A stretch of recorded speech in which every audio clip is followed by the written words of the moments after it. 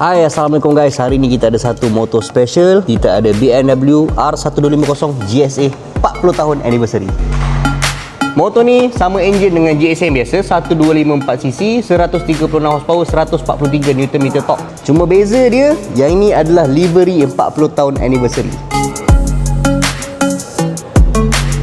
Asal usul 40 tahun anniversary ni daripada BMW R100 GS tahun 1980-an macam tu, sampai sekarang dia keluarkan livery tribute untuk GS tu. Jom kita tengok aksesori apa yang dah ada. Siap ada headlamp cover, signal cover, spotlight, ada dua ketul, ada handle guard, ada crash bar atas sampai bawah, side bag kiri kanan dengan top box. Handlebar 40 tahun anniversary memang datang gold, and motor ni siap ada handlebar riser terus. Rim tubeless warna gold, siap dengan BMW ni caliper. Macam biasa, jom kita dengar bunyi.